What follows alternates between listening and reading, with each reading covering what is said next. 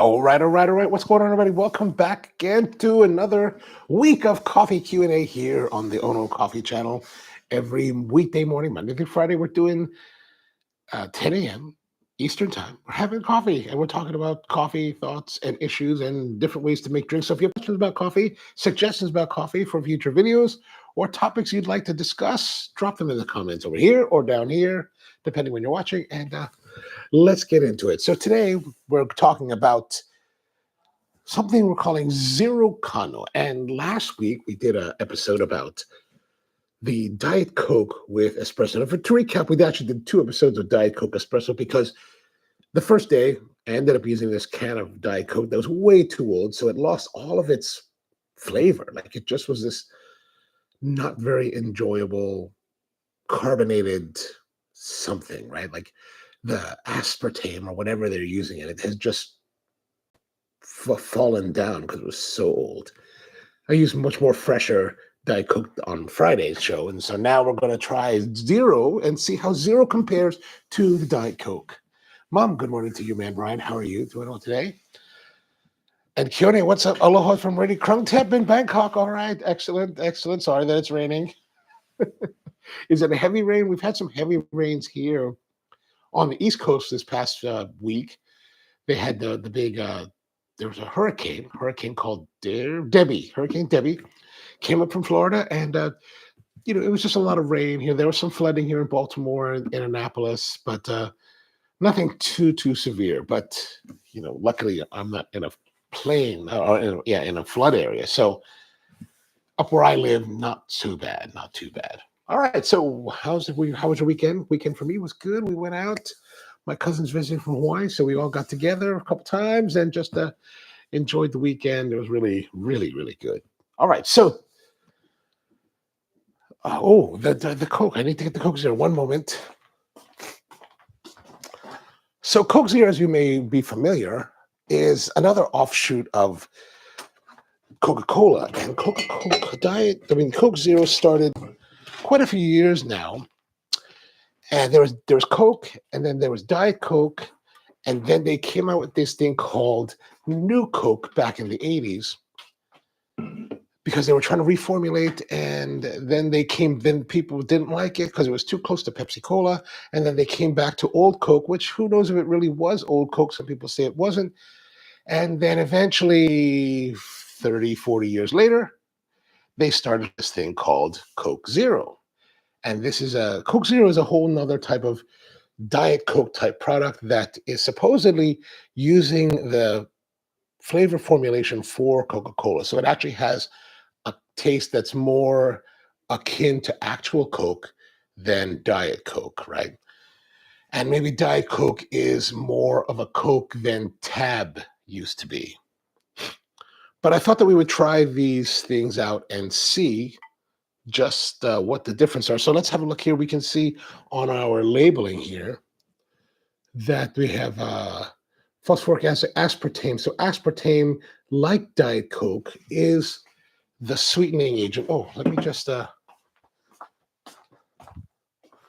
grab the can here too. So as you can see on this can of Diet Coke, aspartame is also the sweetening ingredient here. And in this case, water, caramel color, aspartame, and then phosphoric acid, whereas on Coke Zero, it lists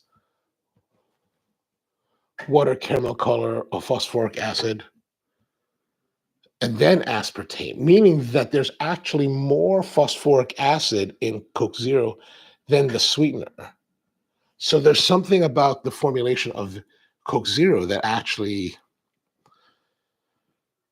has, on a ratio percentage, less phosphoric acid in Coke Zero than in Diet Coke. Something like that. Curious says that it usually just rains very heavy for about 30 minutes, then a light rain may last for a while. Oh, nice. Is it? I guess it's still pretty humid since it's August.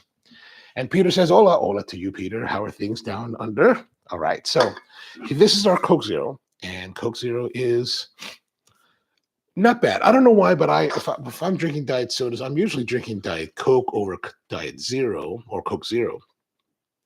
I've just become used to this strangely aberration to Coke than something closer to Coke. Sometimes I think that the Coke Zero feels a little bit sweeter, right? And then, of course, my favorite is what they call the Mexican Coke here, this cane sugar Coke, instead of using high fructose corn syrup. Though I have heard in recent times, as the popularity of Coke made in Mexico that's being shipped over the border grows, and production in turn has risen because of demand in the United States. Instead of producing, I've heard the rumors that they're actually switching now more to changing this product into HFCS. And I do think there is a flavor difference between the two, but we'll get more into that maybe tomorrow. Because I'm thinking there's a progression, right? We've done Diet Coke, we're going to do Coke Zero, and we might as well do the real thing and see how what kind of progression we have with the flavors, right? You know what I'm saying? And Peter says, we have sugarcane Coke. Yeah, that's the one thing about non-USA countries is that you guys tend to have better food regulations in that you're allowing less additives in different countries than in the United States. Because like I was just reading this article today about this whole let's say beef, for example, right? The beef in America, like if you take farm raised beef, locally farm raised beef, and you grind it, it's typically from one cow. It's typically from one, the source of it. Whereas USDA here in America, the U.S. Department of Agriculture, for commercial meats allows all kinds of like meats from different countries and different parts, and they can use additives to help prolong not just the flavor or the life of the meat, but prolong the look of the meat, so that even though the meat is being exposed to air in a grocery store environment, it can still have a really pink, bright look to it. And these are just additives to like help you buy it. And so it kind of like, we have a lot of things in America that are like really designed towards capitalism, which is not necessarily good for people, right? Anyway, Kyoto says the bottled Coke has sugar from sugarcane, but the canned Coke has fructose in it. Oh, interesting. In Thailand. Wow. I didn't know that. Yeah, the proliferation of the fructose, the HFCS, has not been a good thing for the world. All right, so let's go into it. Again, we're going to be making espresso for this Americano. And we've got our trusty La Valentina E61 single head group head machine. This is a machine that, as you heard me talk about before, is over 20 years old now, 22 years old to be exact, and still working well. It just sits here doing its thing. That's the nice thing. And so when I bought this, it was probably $1,800 in 2002, and it's still here, 2024, rocking and rolling. And so that's the one thing that I do believe in. If you can find nice quality products, it will cost you a little bit more money. But if you're really looking for something to spend once and not have to go back to it again, I think it can be worth it, right? So, for example, I spent this money back in 2002, and I've never had to replace. I mean, I bought other stuff, but I never had to replace it because of it falling apart or anything like that. Now, I did have a pump that got dry once, and I thought that I had to replace it, and I replaced it. Then I realized that, I just needed to prime it better, but that's my fault. But other than that, this thing has been running rock solid. It's very mechanically oriented, meaning that there's not really electronics. Like there is a dosing controller here, so you can control how. Oh no. God, so sorry about that. I thought I hit the right button, but I did not. So here's the E61. I'm babbling away, not looking at the monitor. Like I said, so all of that what I said. So it's a really nice machine, and it just has this like electronic keypad, but it's not necessarily electronically controlled. So it'll dose so much with the keypad, but you can operate it manually, and everything else is pretty mechanical, so that there's not too much to break. and go bad over time, right? So that's what I like. I like the older machines that have a lot more mechanicals to them because it just, well, you can beat the heck out of them. Like I've had, let's say, Lammers Local Lineas that maybe we put on deferred maintenance for whatever reason, and like the group heads are leaking. There's all kinds of craziness happening. I mean, I remember this one machine we had, the sight glass screw. So there's a big sight glass on the Lammers Local Linea on the front panel, and there's a screw below it that you take off, and you use that to drain the steam boiler.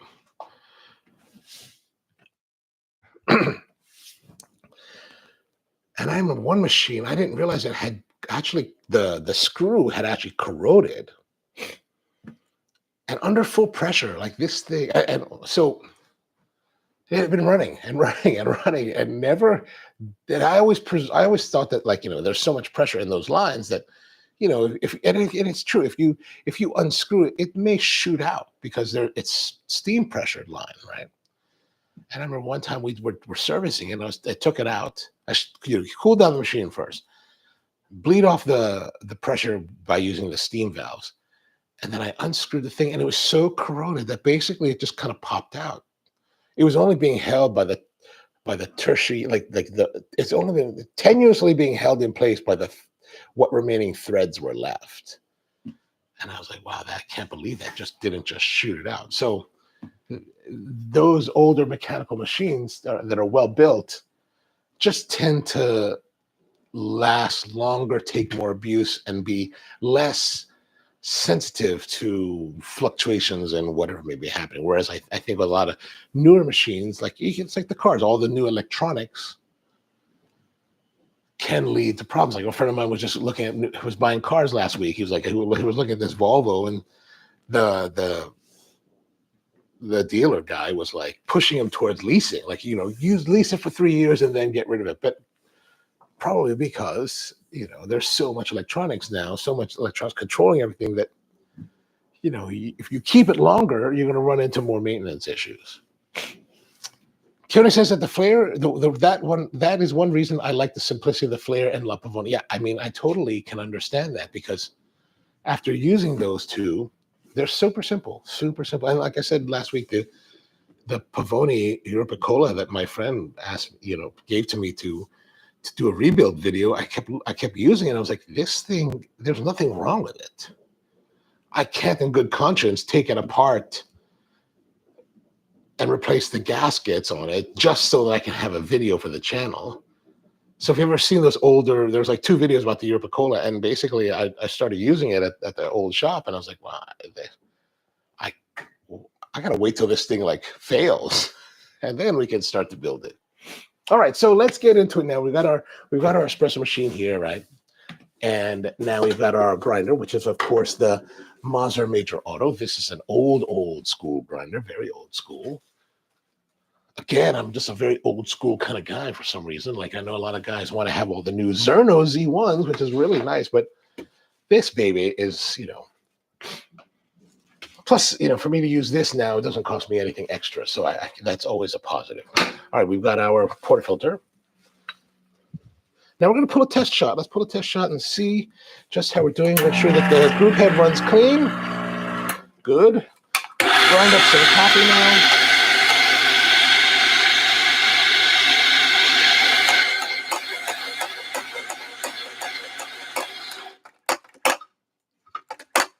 Okay, there we go. We got a little bit of a pile there. And so as you can see here, it's a little bit low, higher on this side. So, I like to distribute the coffee after I dose it. So I tend to look at the puck and see, where do I need to push the coffee? So I'm going to use the coffee. I'm going to push it there, try to cover in that part. Maybe come around this way. I'm coming kind of sweeping this way, right? Then maybe back over. I'm just trying to make sure that we're getting a good, even distribution of the coffee. Now this one, like yesterday or the last couple times we've done this, I had a little bit more of a mound. So here I might just slightly mound over it, right? Just a little bit. I'm not really getting rid of a lot of it like I was, because we're probably right around the 21 grams that I prefer. And let's use our hydropresso to see how it goes. This one's a little bit different. I don't have to necessarily do too much. I can just press down and give it a twist because our gel bottom here actually will even out the pressure across the bed. So let's have a look at our bed here. Does that look like it's even? Okay, let's see. Let's flick a little bit out, make sure that the wings are closed. Looks like a pretty good bed there, right? A pretty good puck. Peter says, I'm thinking of buying a Hario Switch. Oh, nice. Emerson and pour over. Best of, immersion. Sorry, I'm reading from a little bit of distance. Yeah, the Switch, like Dan says, the Switch is really a great immersion brewer. It's got some nice features to it. I think we have a couple videos on the Switch. If not, we can go over it later this week. All right, so let's put this in here. We're going to take a shot. Let's put the spout back on.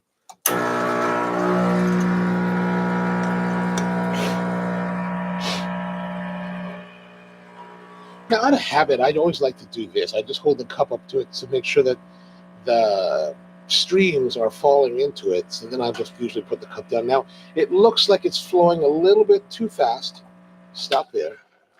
So I think that in this case, perhaps might need a little bit more coffee. Now that's interesting. Look at the way that it is shaped. Let's go over here to the other camera. Okay, so look at the way it is shaped.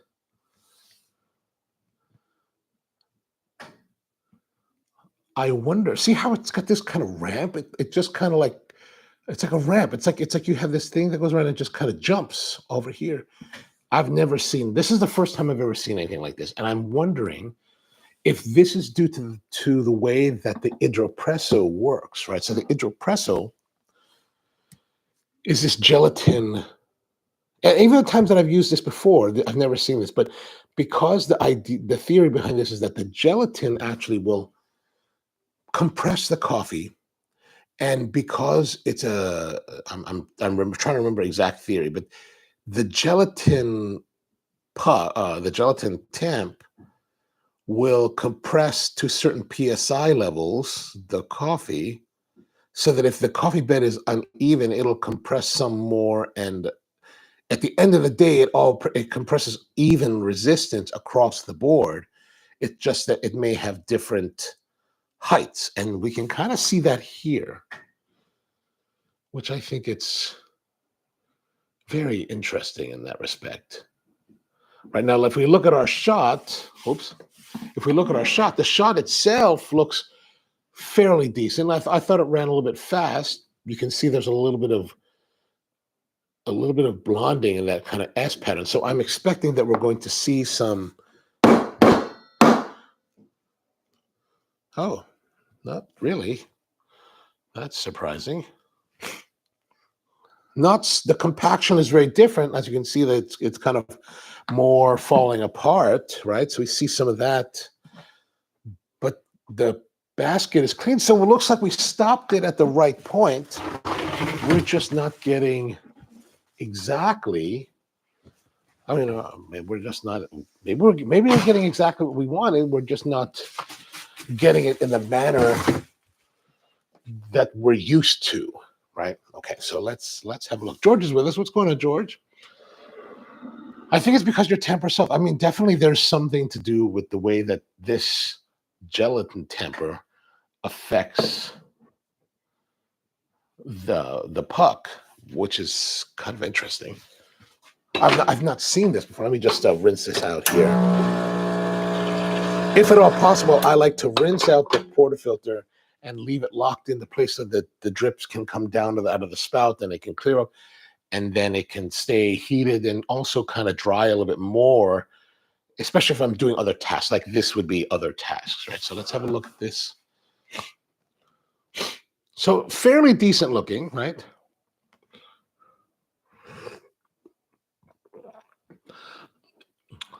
I think this is a bit on the bright side. Yeah, very brighter, thinner. And we can tell that by the way that the coffee flowed out of the portafilter, out of the spouts, very quick, very fast.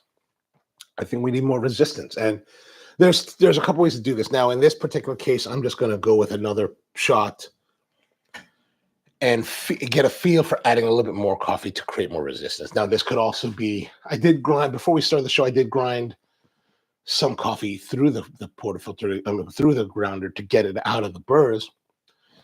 This could be a result of stale coffee remaining since Friday. Those are some potential aspects. So those are the things that I would change. So I'm gonna pull another shot to see how it turns out. Maybe adding just a slightly more amount of coffee by feel, just to see if we might get better results. And so this is part of the process that I would use for dialing in. Let's say if I was in the coffee shop and starting a new day.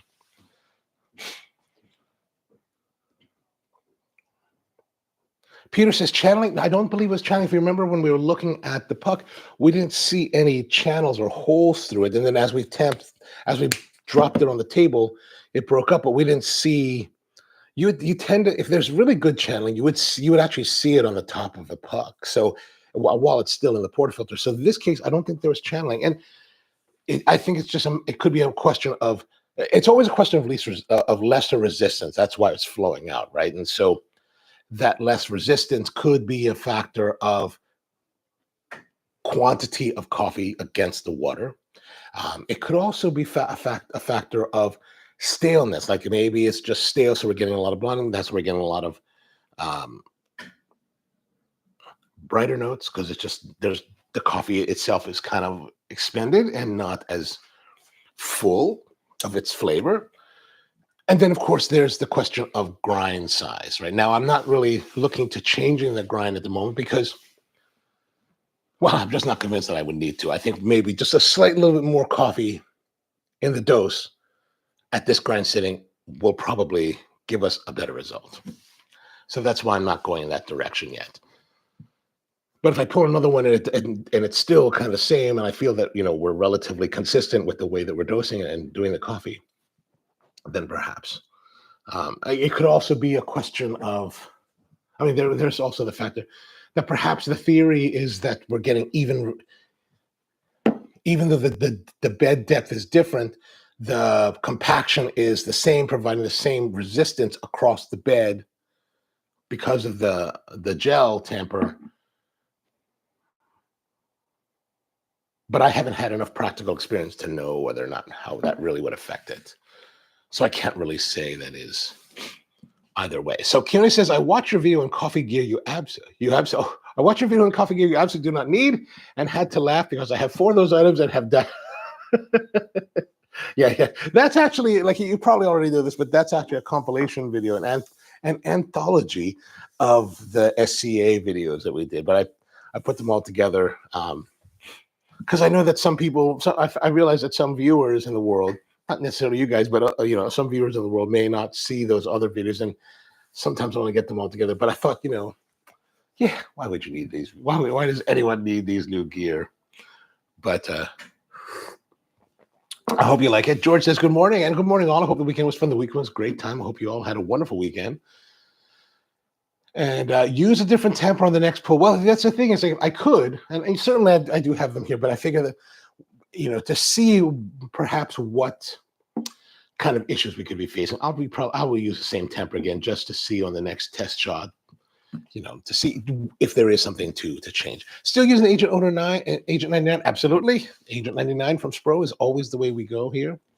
Yeah, agree. Don't give up the temper, of course. So don't get a switch. Oh. Keone says, Peter, I do have one and used it a lot when I brewed home, along with my Sweerin. Oh, Sweerin. I used the Deep 27 and ODZ. Ah, gotcha. All right, so let's give this a try here. Let's go back to our coffee grinder. Now, as you can see here, it's a bit dirty. So, of course, we're going to It's a bit bright. We're going to go here and sweep and dry the basket. Make sure that everything is clean, right? Drying some more coffee.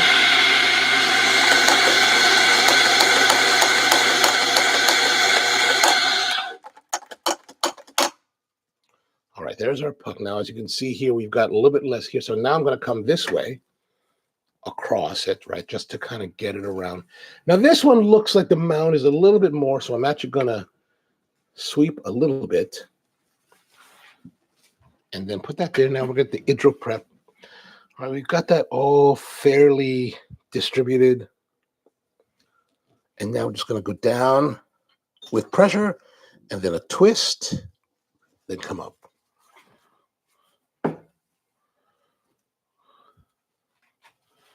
Now, initially, without doing anything here, I feel, and it could be because there we have this big mounding of coffee on the rim.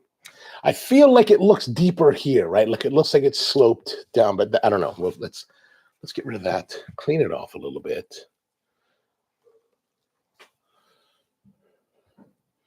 Does that look uneven to you guys? What do you think?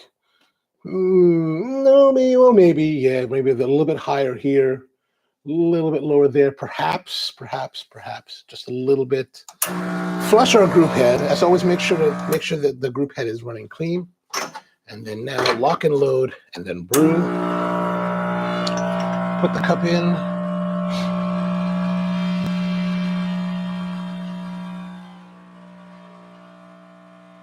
There we go. Looks like it's wavering quite a bit there. Sounds like it's struggling. Okay, that's done.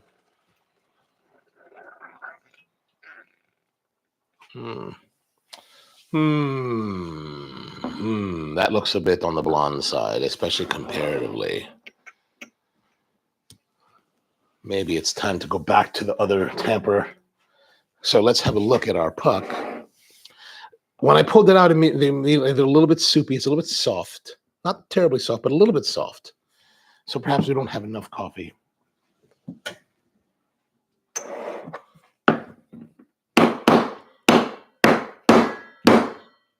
Well, that came out nice and clean. And so as you can see in our basket, there is a little bit. So we do have a little bit of over extraction going on. Perhaps not as solid as I should have. We don't have that ramping, that crazy looking ramping at this one. So that's good. A little bit crumbly, like it's starting to crumble a little bit. All right, let's clean that off here. Let's have a taste, or let's see it here. Let's look at our. Okay, so it looks a little bit better now that we're closer on the camera.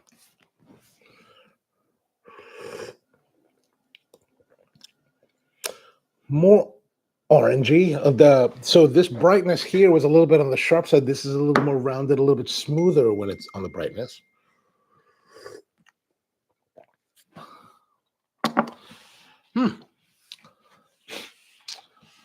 Not bad. Maybe what we're going to do is for the actual pull, we're going to go with the.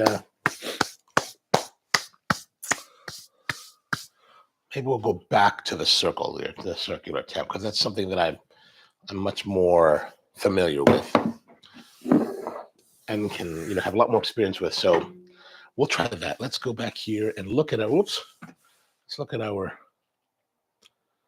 basket. Just need to clean that out. Oh, that doesn't sound good. That sounds like we're running out of. Sounds like we're running out of water. That's the one thing about these type of what do you call it? Espresso machines that they have reservoirs, so you have to replace the water. And this one's fairly simple. You can totally feel that being empty. I got some bottled water here. And now I'm just going to pour it in. The hard part is when I'm doing it like this, I can't really see, so I have to kind of shoot it in using the force.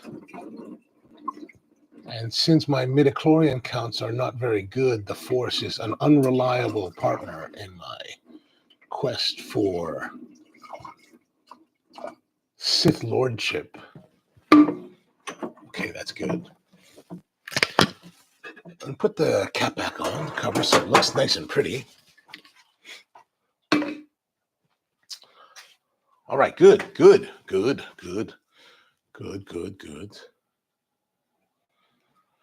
Keone says that, Peter, I do have one and used it a lot. We're talking about the Switch. When I brew at home, along with my Sweerin, I used the Deep 27 and ODZ at my condo. And Dan says, if you already have another combo immersion percolation brew, then maybe not worth it regarding the Switch. Understood. Yeah, so, if you have something like, do I have one sitting around here somewhere? Oh, yeah, like if you have, let's say, for example, this. If you have the Bonavita, which is an immersion dripper, right? So this has a valve on the bottom. Or you have the Avid Clever, which is a much more affordable. This is like $65 US. The Clever can be had for under $30. And I think they're all fantastic brewers because they're super easy to use. You just kind of add the coffee, add the filter, add the coffee, add water. And then you're done. It's kind of like a French press. And then when you're finished, you open up the valve. And on the switch, you kind of hit the switch and it flicks up the ball that allows the coffee to flow through. So super simple. And I use these a lot, actually. So at least in my personal life, like if I'm making coffee for breakfast, I'll tend to use these type of brewers. I have a Clever in the kitchen because I don't have to tend to it. It's just super simple. So if you already have something like this, do you need to buy a switch? Like Dan says, probably not. Especially if you all have the same. If you want to, yeah, go for it. If it's not terribly expensive, but do you actually need it? Probably not. Are you going to get dramatically different results? I don't think so. Like I don't really notice the difference between the Switch, and the Avid Clever because I'm still using 24 grams for a 12-ounce cup, still 350 milliliters of water. And it's all kind of hot. It's all just kind of sitting there. So I tend to use the same generic Melita number 4 filters for all that brewing. So it's not like I'm getting a lot of difference out of it. Now, with those, I mean, I guess you could say that with the Switch, this, and the Clever, they all have different internal sides. So if you want to use it as a pour-over device, it may give you some variances based on the shape of the funnel. But if you're using it as an immersion percolation device, I don't know. If you love it and you want to have it, then okay, fine, go for it. But if you need something practical, maybe it won't give you such a great dramatic difference. So I have to go with Dan and Keone on that. All right, so let's go and time to make coffee. Let's make coffee. What are we doing here? We're just kind of babbling around. Got a glass. So what we need is some ice. So let's get our ice. So we got the glass, of course, the Riedel water glass that I tend to favor. Some more Hoshizaki half crescent, Coke Zero. Well, let's prepare our puck, our basket first, and then we will do the rest of it. That way we can keep the effervescence of the Coke Zero as much as possible. Okay, good. That's ground. So this is what I like. I like to use these type of grinders because I can talk and do some other stuff while it's grinding. So if I'm in a working environment, I can be a little bit more efficient. Okay, there'll be a little bit more clumping here. The low spot is here. So let's go back. Ouch. Let's go back and push that there and push it around. And then now I'm going to get rid of it a little bit. So there's the mound that I typically like to use. This really tends to give me more or less about 21 grams of coffee without me necessarily having to weigh each shot. So I'm going to go back to our old school style tamping where I'm using the fingers on both sides of the basket to make sure that the level of the tamper is even. Little pressure twist. Flick, clean all that off. Nice. Now flow that. Oh, sounds terrible. But we don't want it to have airlock. So let's let that flow on until we get nice even flow. A little sputtering. That sputtering is, of course, the water in the boiler is much higher than the brew temperature we would like. So we want to let that kind of even out and let that flow through a little bit more. Now we're seeing not so much steaming, but a little more stability in the flow, so we can stop there. And now we're going to get our Diet Coke and prepare it. Okay, there it is. Click. Diet Coke Zero, not Diet Coke, Coke Zero. Put about that much because we tend to have a little bit of. Well, this may overflow actually, but we're going to find out. And we're going to take our spout off and get into it. Let's get into it now. We're going to go here. Flush one more time, make sure that it's clean. Lock and load and brew right away.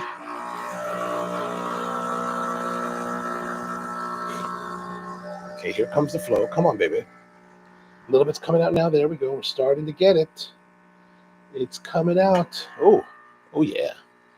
So you can see the reaction with the coffee and the Coke causing a lot of this effervescence. Now we're coming right to the edge, so let's stop there. It may overflow. It may overflow. Right? It may overflow. Let's go over here. Kind of like a science experiment, looking like maybe like a moon or planet shot of some distant planet in the galaxy. As you can see, the head is quite high. We've been using this, so it's more or less similar to what we've been experiencing.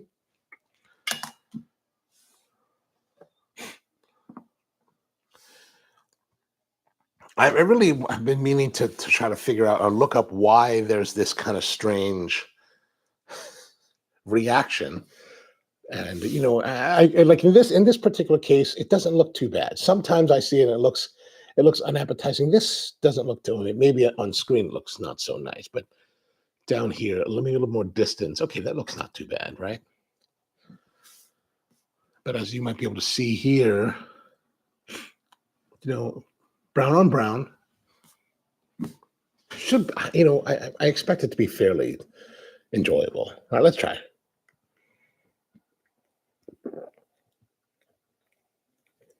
Yeah, so the Coca-Cola, the Coke Zero, comparatively to Diet Coke, is sweeter. So it's a sweeter, more orange notes are coming out. That citrus. Coke has a lot of citrus in it. And so citrus, caramel.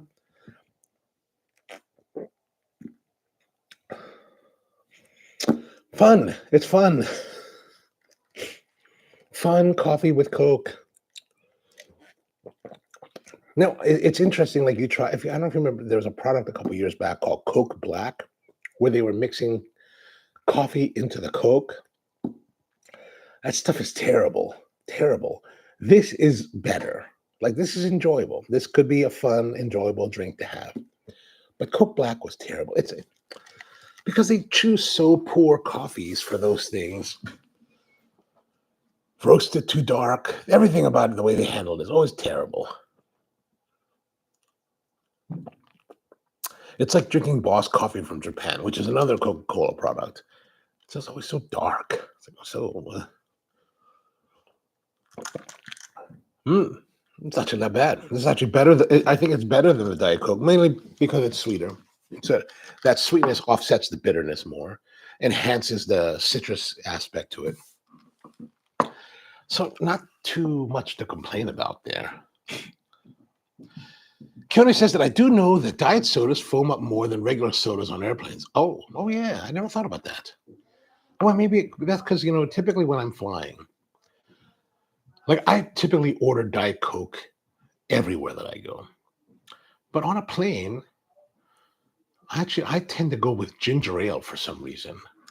Something about ginger ale on a plane I enjoy. What also I enjoy is when I get the occasional upgrade to first class. What I really enjoy is when they give you like your pre-flight drink, and they're like on United, they're like, "Would you like a drink?" And I was like, "Yes." Can I have orange juice? And they typically put orange juice in a plastic cup with Ice cubes. Oh, well, that's not ice cubes. There on United, they're mostly using cracked ice, but I don't know what it is. But and I don't normally drink orange juice. Whenever I drink orange juice, I don't normally drink it this way anywhere else in the world or in any other situation. But on a plane, orange juice with ice is for some reason so terribly satisfying.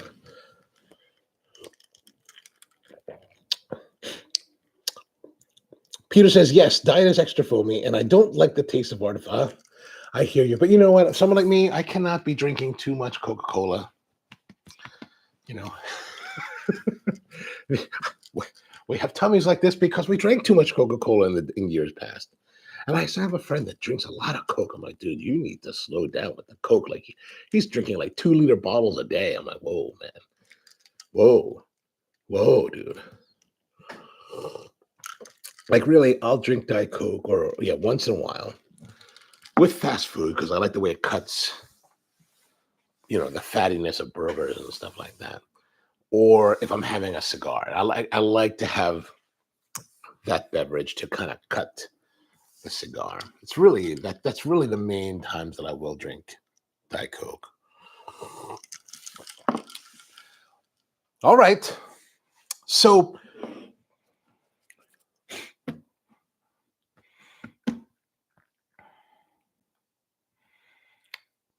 Peter, maybe get the Switch.